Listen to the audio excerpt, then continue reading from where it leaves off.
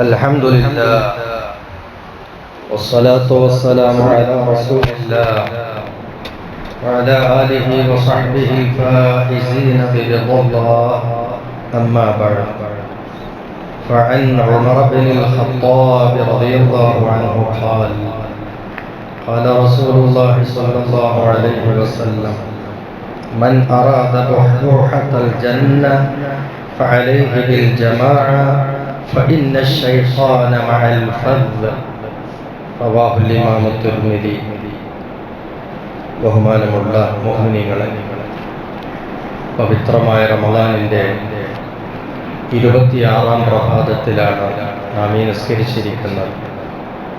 ഇന്ന് അസ്തമിക്കുന്ന രാത്രി നമുക്കറിയാം, മുസ്ലിം ലോകം വളരെയേറെ ബഹുമാനത്തോടുകൂടി കാണുകയും പരമാവധി സദ്കർമ്മങ്ങളെ കൊണ്ട് സമ്പന്നമാക്കുകയും ചെയ്യുന്ന രാത്രിയാണ്.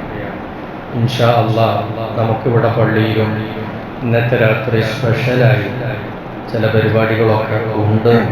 ബോർഡിൽ കാണിച്ചതുപോലെ എല്ലാ വിഷയങ്ങളോടും സർവാത്മന സഹകരണം, സാന്നിധ്യം എല്ലാവരിൽ നിന്നും ഉണ്ടാകണമെന്ന് അറിയിക്കുകയാണ്. പവിത്രമായ റമളാൻ പാവപ്പെട്ട മുഅ്മിനീങ്ങൾക്കൊക്കെയും സ്വർഗത്തിൻ്റെ വാതിലുകൾ കടന്നു ചെല്ലാനുള്ള ഒരു സുവർണാവസരമാണ്. ആ സ്വർഗവാതിലുകൾ പലതായി നമ്മുടെ മുമ്പിൽ നിരന്നു നിൽക്കുമ്പോൾ അതിനെ ചെറുതായെങ്കിലും ഈ റമളാനിൽ നമ്മളൊന്ന് പരിചയപ്പെടുന്നത് നമ്മുടെ ഈമാനിൻ്റെ സുരക്ഷയ്ക്കും ഇസ്ലാമിൻ്റെ നന്മക്കുമെല്ലാം ഉപകരിക്കും എന്ന് കണ്ടിട്ടാണ് ഈ വിഷയം നമ്മൾ ഈ ചർച്ചക്കെടുത്തിട്ടുള്ളത്. ഇന്നത്തെ ഹദീസിൽ ഉള്ള വിഷയം മഹാനായ നബി സല്ലല്ലാഹു അലൈഹി വസല്ലം തങ്ങൾ എന്നേക്കുമായി ഒരു മാർഗദർശനം ചെയ്ത് പറഞ്ഞതാണ്. അള്ളാഹിന്റെ ദൂതർ പറഞ്ഞു, ഉമർ ഇബ്നു ഖത്താബ് തങ്ങളാണ് ഈ ഹദീസ് റിപ്പോർട്ട് ചെയ്യുന്നത്. മൻ അറാദ ബുഹ്ബൂഹത്തൽ ജന്ന, ആരെങ്കിലും സ്വർഗത്തിന്റെ നടുഭാഗത്ത് അധിവസിക്കണം എന്ന് ആഗ്രഹിക്കുന്നുവെങ്കിൽ ഫഅലൈഹി ബിൽ ജമാഅ, അവൻ സംഘത്തോടൊപ്പം നിൽക്കട്ടെ. ഫഇന്ന ശൈത്താന മഅൽ ഫദ്, പിശാച് ഒറ്റപ്പെട്ട ആളുകളുടെ കൂടെയാണ് ഉണ്ടാവുക. അപ്പൊ അതുകൊണ്ട് നമ്മൾ ഒറ്റപ്പെട്ടു പോകരുത്, സംഘത്തോട് ചേർന്ന് നിൽക്കണം. ഇതാണ് തിരുനബി സല്ലല്ലാഹു അലൈഹി വസല്ലം തങ്ങളുടെ സദുപദേശം. മുഖ്യധാര മുറുകെ പിടിക്കുക എന്ന് നമുക്കൊരു സാഹിത്യം അതുമായി ബന്ധപ്പെട്ട് പറയാം. മുഖ്യധാര മുറുകെ പിടിക്കണം. ഓരോരുത്തരും അവരവരുടെ ഇംഗിതത്തിനനുസരിച്ചും അവരവരുടെ ചിന്തക്കനുസരിച്ചും തോന്നിയതുപോലെ വിശ്വസിക്കുകയും തോന്നിയതുപോലെ പ്രവർത്തിക്കുകയും ചെയ്യുകയല്ല. അതിന് ഒരു പ്രത്യേകമായിട്ടുള്ളൊരു മാതൃകാ കേന്ദ്രത്തെ ഫോളോ ചെയ്തു പോകേണ്ടതുണ്ട്. അതാണ് നമ്മുടെ രക്ഷയുടെ വഴി എന്നാണ് അള്ളാഹുവിൻ്റെ ദൂതർ വ്യക്തമായി പറഞ്ഞു തന്നിട്ടുള്ളത്. ഇത് ഒരിത്തിരി ദീർഘമായ ഒരു ഹദീസിന്റെ ചെറിയ ഒരു ഭാഗമാണ് കേൾപ്പിച്ചിട്ടുള്ളത്.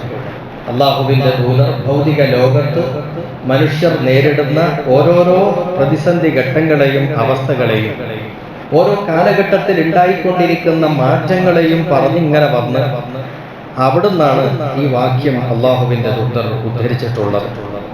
കാലം കാലം നീളെ ചെല്ലും തോറും എന്ന് പറയില്ല, കാലം നീളെ ചെല്ലും തോറും കലാപങ്ങളും കളവുകളും കുഴപ്പങ്ങളും വർദ്ധിക്കും. അവിടുന്ന് പറഞ്ഞതാണ്, കാലം ബേക്കോട്ട് പോകുന്നതിനനുസരിച്ച് കുഴപ്പങ്ങൾ ഉണ്ടാകും, കലാപങ്ങൾ ഉണ്ടാകും, കളവുകളും വർദ്ധിക്കും. അതേ സമയത്ത് മതപരമായി മുറുകെ പിടിച്ച് മുന്നേറാൻ ഏറ്റവും മുൻപന്തിയിലുള്ള ഉത്തമ നൂറ്റാണ്ടുകാരായ മഹത്തുക്കളെ ഫോളോ ചെയ്യണം, അവരെ അനുധാവനം ചെയ്യണം, അവരെ പിന്തുടരണം എന്ന് അല്ലാഹുവിൻ്റെ ദൂതർ നിർദ്ദേശം നൽകി. ഊസിക്കും ബി അസ്ഹാബി, ഞാൻ എൻ്റെ സ്വഹാബത്തിന്റെ കാര്യത്തിൽ നിങ്ങളോട് വസിയത്ത് ചെയ്യുകയാണ്. സുമ്മല്ലദീന യലൂനഹും, പിന്നെ ആ സ്വഹാബത്ത് കഴിഞ്ഞതിൻ്റെ തൊട്ട് ശേഷമുള്ള തലമുറയിലെ ആളുകളെയും പ്രത്യേകമായി ഞാൻ നിങ്ങൾക്ക് വസിയത്ത് ചെയ്ത് പറയുന്നു. സുമ്മല്ലദീന യലൂനഹും, പിന്നെയും ശേഷമുള്ള ഒരു തലമുറ കൂടി, അതായത് 3 തലമുറ. സ്വഹാബത്തിന്റെ കാലഘട്ടം, ശേഷമുള്ള താബിഉകളുടെ കാലഘട്ടം, അതിൻ്റെയും ശേഷമുള്ള താബിഉ താബികളുടെ കാലഘട്ടം. ഈ ഘട്ടത്തിലുള്ള മഹാന്മാരാകുന്ന ആളുകളെ ഞാൻ നിങ്ങൾക്ക് വസിയത്തായിട്ട് പറയുന്നു. സുമ്മ യഫ്ശുൽ കദിബു. ഈ 3 കാലഘട്ടം കഴിഞ്ഞാൽ പിന്നുണ്ടാകുന്ന അവസ്ഥ കളവ് പരക്കും, കളവ് വ്യാപിക്കും. പിന്നുള്ള കാലഘട്ടത്തിന്റെ അവസ്ഥ അതാണ്. അപ്പൊ നമ്മൾ കളവ് വ്യാപിക്കുന്ന കാലത്തുള്ള ആളുകളെ അനുധാവനം ചെയ്യുന്നതിന് പകരം, അനുകരിക്കുന്നതിന് പകരം കളവിന്റെ ശങ്കയില്ലാത്ത കാലത്തുള്ള മഹത്തുക്കളെ നമ്മൾ പിന്തുടരണം. ഈ സ്വഹാബത്തിലെയും ശേഷക്കാരെയും അതിന്റെ ശേഷമുള്ളവരുടെയും കാര്യത്തിൽ ഞാൻ നിങ്ങളോട് വസിയത്ത് ചെയ്യുന്നു എന്ന് പറഞ്ഞാൽ എന്താ അതിന്റെ താല്പര്യം? ആ വസിയത്തിന്റെ താല്പര്യം സ്വഹാബിമാർക്കും അവരുടെ പിന്നിലുള്ള 2 തലമുറയിലുള്ളവർക്കും അവർക്കുള്ള അവകാശങ്ങൾ, അർഹതപ്പെട്ട സ്ഥാനങ്ങൾ നിങ്ങൾ വകവെച്ചു കൊടുക്കണം. വഅൻസിലൂഹും മൻസിലതഹും, അവരുടെ ബഹുമാന സ്ഥാനത്ത് തന്നെ നിങ്ങൾ അവരെ വെക്കണം. വഖദ്ദിറൂഹും, അവരെ വേണ്ടതുപോലെ നിങ്ങൾ കണക്കാക്കണം, പരിഗണിക്കണം, ബഹുമാനിക്കണം. വലാ തുഹീനൂഹും, ഒരിക്കലും ആ 3 കാലഘട്ടത്തിലുള്ള മഹാന്മാരെ നിങ്ങൾ നിസ്സാരപ്പെടുത്തരുത്. വലാ തസുബ്ബൂഹും, അവരെ ചീത്ത പറയുകയും ചെയ്യരുത്. ഇതാണ് ആ പറഞ്ഞതിന്റെ താല്പര്യം.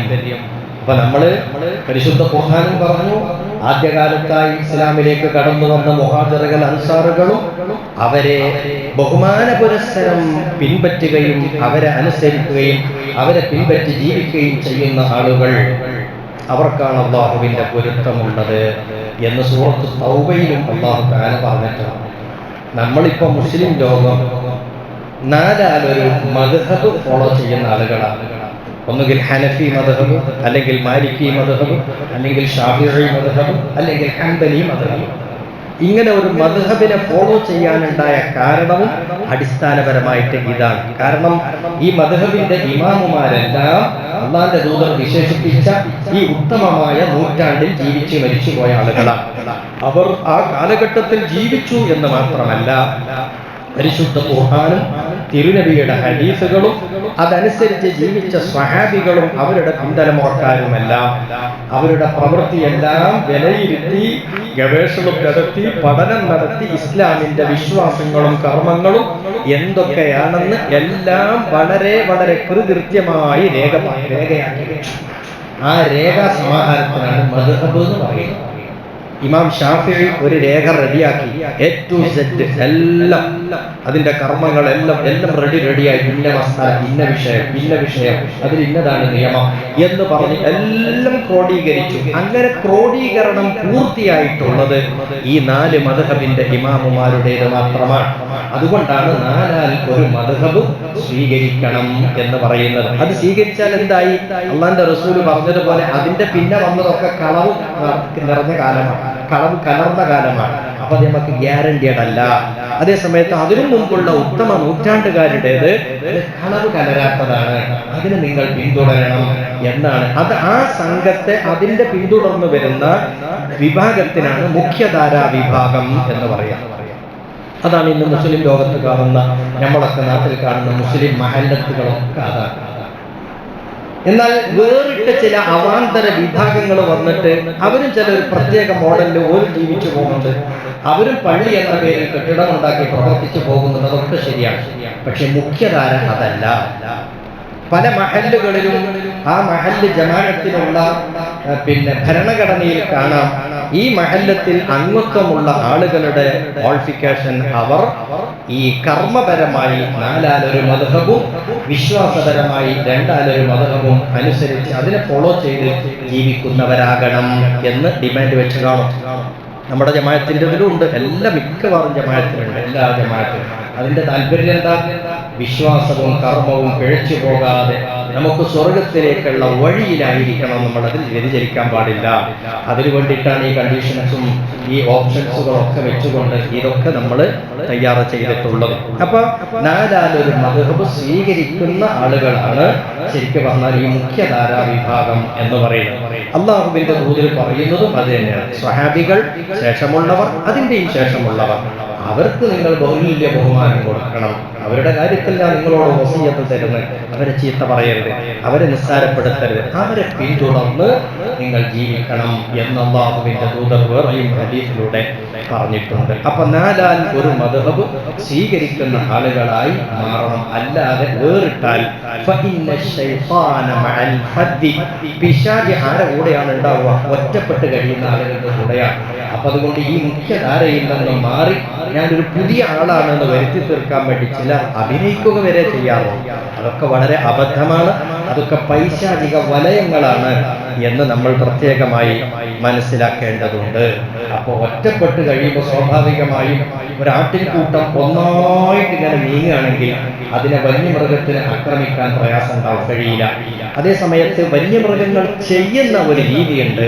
ഈ കൂട്ടത്തിൽ നിന്ന് ഒന്നിനെ തെറ്റിക്കാനാണ് അത് ശ്രമിക്കുക. ആദ്യം ഈ കൂട്ടത്തിൽ നിൽക്കുന്ന ആടാകട്ടെ മറ്റു മൃഗങ്ങളാവട്ടെ, അതിനെ കൂട്ടത്തിൽ നിന്ന് തെറ്റിച്ചിട്ട് ഒറ്റപ്പെടുത്തിയിട്ട് അതിനെ വളഞ്ഞിട്ട് ആക്രമിച്ചിട്ട് അതിനെയാണ് അതിനെ ഇരയാക്കി തിന്നുന്നത് വന്യജീവികൾ. ഇതേപോലെ പിശാച് പലതും പറഞ്ഞ് ഈ കൂട്ടായ്മയിൽ നിന്ന് ആളുകളെ തെറ്റിക്കാൻ, ഒറ്റപ്പെടുത്താൻ പലതരത്തിലുള്ള ആരോപണങ്ങളും കുറ്റപ്പെടുത്തലുകളും ഒക്കെ ഉണ്ടാക്കി ഒരു ഗ്രൂപ്പായി തിരിയുന്ന രൂപത്തിലേക്കൊക്കെ പിശാച് കളിക്കും. എന്നിട്ട് അവരെയാണ് പിശാച് കൊണ്ടുപോകുക. ഒന്നിച്ചു നിൽക്കുകയാണെങ്കിൽ ഒരു പിശാചിനും ഒന്നും ചെയ്യാൻ കഴിയില്ല. അതുകൊണ്ട് ഏതൊരു മഹലിന്റെയും കൂട്ടായ്മ അത് വളരെ പ്രധാനപ്പെട്ടതാണ്. ചെറിയൊരു ഉദാഹരണം പറയാം. നമ്മളിപ്പോൾ ജമാഅത്തായി നിസ്കരിക്കും. ചില ആളുകൾക്ക് ജമാഅത്തായിട്ട് നിസ്കരിക്കുമ്പോൾ ഭക്തി കിട്ടുന്നില്ല, നിസ്കാരത്തിൽ ശ്രദ്ധ കിട്ടുന്നില്ല. അതേസമയത്ത് അവർ ഒറ്റയ്ക്ക് എവിടെയെങ്കിലും പോയിട്ട് ഒരു മൂലയിൽ പോയിട്ട് മാറി ഇന്ന് നിസ്കരിക്കുകയാണെങ്കിൽ നല്ല ഭക്തി കിട്ടും, അവർക്ക് നിസ്കാരത്തിൽ നല്ല ശ്രദ്ധ കിട്ടും. എങ്കിൽ അയാളെ സംബന്ധിച്ചിടത്തോളം അയാൾ ഈ സംഘത്തോടൊപ്പം നിന്നുകൊണ്ടാണോ നിസ്കരിക്കേണ്ടത്, അതല്ലെങ്കിൽ ഒറ്റയ്ക്ക് പോയി നിന്നിട്ട് അവർ ഭക്തിയോടുകൂടി നിസ്കരിക്കുകയാണോ വേണ്ടത്? ഏതാണ് അയാൾ സ്വീകരിക്കേണ്ട മാർഗം എന്നതിനെ കുറിച്ച് ഇമാമുമാർ ചർച്ച ചെയ്ത് പറഞ്ഞു. യാതൊരു അഭിപ്രായ വ്യത്യാസം ഇല്ലാതെ അവർ പറഞ്ഞ് അയാൾ സംഘത്തോടൊപ്പം നിന്ന് തന്നെയാണ് നിസ്കരിക്കേണ്ടത്. കൂട്ടായ്മയുടെ പ്രാധാന്യമാണ്. അവർ സംഘത്തോടൊപ്പം തന്നെയാണ് നിൽക്കേണ്ടത്.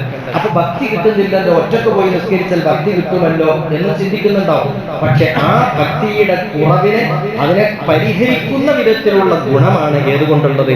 ഈ കൂട്ടായ്മയിലുള്ളത്, ജമാഅത്തിലുള്ളത്. ഈ സംഘശക്തി എന്ന് പറയുന്നത് ചെറുതല്ല. ആ സംഘശക്തിയിൽ ചേർന്ന് നിന്നാലുണ്ടാകുന്ന നേട്ടം ഒറ്റക്ക് നിന്ന് ഭക്തിയിൽ നിസ്കരിച്ചാൽ കിട്ടുന്നതിനേക്കാളും വലുതാണ്. ആ ഭക്തിയുടെ കുറവാണല്ലോ ഇപ്പൊ ഇവിടെ ജമാഅത്തായിട്ട് നിസ്കരിച്ചാൽ ഉണ്ടാകുന്നത്. ആ കുറവ് പരിഹരിക്കുന്ന അതിനേക്കാളുപരി അതിനെ അതിജയിക്കുന്നതാണ് ഈ ജമാഅത്തിന്റെ ശ്രേഷ്ഠത. അതുകൊണ്ട് അയാൾ ഭക്തി ഇല്ലെങ്കിൽ പോലും ജമാഅത്തിൽ നിന്ന്, കൂട്ടത്തിൽ നിന്നാണ് അയാൾ നിസ്കരിക്കേണ്ടത്.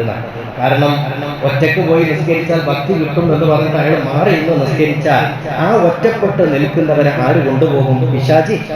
പിശാച് കൊണ്ടുപോകും. ചെന്നായ്ക്കൾ ഈ കൂട്ടത്തിൽ നിന്ന് തെറ്റിച്ച ഒറ്റയാടിനെ കൊണ്ടുപോകുന്നത് പോലെ ഈ തെറ്റി നിൽക്കുന്ന ആളുകളെ പിശാച് കൊണ്ടുപോകും. അപ്പൊ എപ്പോഴും നമ്മൾ ഈ കൂട്ടായ്മക്ക്, ജമാഅത്തിന്റെ കൂട്ടായ്മക്ക്, അതുപോലുള്ള സംഘത്തിന്റെ കൂട്ടായ്മക്ക് വളരെ കൂടുതൽ പ്രാധാന്യം കൊടുക്കണം. എന്തെങ്കിലും ചില വ്യത്യസ്തമായ അഭിപ്രായങ്ങൾ ഉണ്ടെങ്കിലും ആ അഭിപ്രായത്തെ പൊലിപ്പിച്ച് പ്രശ്നങ്ങൾ ഉണ്ടാക്കുന്നതിന് പകരം ആ അഭിപ്രായത്തെ ഉള്ളിലൊതുക്കി സംഘത്തിന്റെ പൊതുവായ തീരുമാനങ്ങളും താല്പര്യങ്ങളും അഭിപ്രായങ്ങളും എന്തോ അതിനെ നമ്മളും അനുധാവനം ചെയ്ത് പോകുന്നതാണ് ഏറ്റവും നല്ല ഗുണത്തിന് കാരണമായിട്ടുള്ളത് എന്ന് അല്ലാഹുവിന്റെ ദൂതർ പറയുന്നു. പിന്നെ അവിടെ പറഞ്ഞൊരു ഇത് പദപ്രയോഗം കണ്ടില്ല. മൻ അറാദ ബുഹ്ബൂഹത്തൽ ജന്ന, സ്വർഗത്തിന്റെ നടുവിൽ കഴിയണം. ഏതൊന്നിന്റെയും നടുവിൽ മധ്യഭാഗമാണല്ലോ ഏറ്റവും പ്രധാനപ്പെട്ടത്. എന്നാൽ സ്വർഗത്തിന്റെ മധ്യഭാഗത്ത് നിങ്ങൾക്ക് അധിവസിക്കണം എന്നാണോ ആഗ്രഹം എങ്കിൽ സംഘത്തോടൊപ്പം നിൽക്കണം, ഒറ്റപ്പെട്ട് കഴിയരുത് എന്ന്. അപ്പൊ സംഘത്തോടൊപ്പം നിൽക്കുക, മുഖ്യധാരയെ മുറുകെ പിടിക്കുക എന്നുള്ളത് സ്വർഗത്തിലേക്കുള്ളൊരു വാതിലാണ് എന്നാണ് ഈ പറഞ്ഞതിന്റെ താല്പര്യം. അത് നമ്മളും വിട്ട് കളിക്കാതിരിക്കാൻ പ്രത്യേകമായി എല്ലാവരും ശ്രദ്ധിക്കണം. ഞാനും നിങ്ങളും ഒക്കെ. അല്ലാഹുവേ, നീ ഞങ്ങൾക്ക് ഈമാൻ ഉറപ്പിച്ച് ഹിദായത്ത് നൽകി തരണം റഹ്മാനെ. നിന്റെ സ്വർഗം നഷ്ടമാകുന്ന യാതൊരുവിധ വ്യതിയാനവും നീ ഞങ്ങൾക്ക് നൽകരുതേ അല്ലാഹ്. ഞങ്ങളുടെ പ്രിയപ്പെട്ട സുഹൃത്തുക്കൾക്കും സഹോദരങ്ങൾക്കും നൽകരുതേ അല്ലാഹ്. ഞങ്ങളുടെ യുവ സുഹൃത്തുക്കളെയും അല്ലാത്തവരെയും എല്ലാവരെയും അല്ലാഹുവേ നിന്റെ ഹിദായത്തിന്റെ വഴിയിൽ നീ അടിയുറപ്പിച്ച് നിർത്തണം റഹ്മാനെ. പൂർവികരാകുന്ന അമ്പിയാക്കളുടെയും ഔലിയാക്കളുടെയും ശുഹദാക്കളുടെയും സ്വാലിഹീങ്ങളുടെയും പാതയിൽ സഞ്ചരിക്കുന്ന സജ്ജനങ്ങളായി ഞങ്ങളെ നീ നിലനിർത്തി തരണം റഹ്മാനെ. റഹ്മുറാഹിമേ, ദുനിയാവും ആഖിറവും നീ ഞങ്ങൾക്ക് വിജയിപ്പിക്കണേ അല്ലാഹ്. ലൈലത്തുൽ ഖദർ എന്നാണെങ്കിലും അതിന്റെ പുണ്യം ഞങ്ങൾക്കൊക്കെയും നീ നൽകണേ അല്ലാഹ്. ആഖിറു ദഅ്വാനാ അൽഹംദുലില്ലാഹി റബ്ബിൽ ആലമീൻ.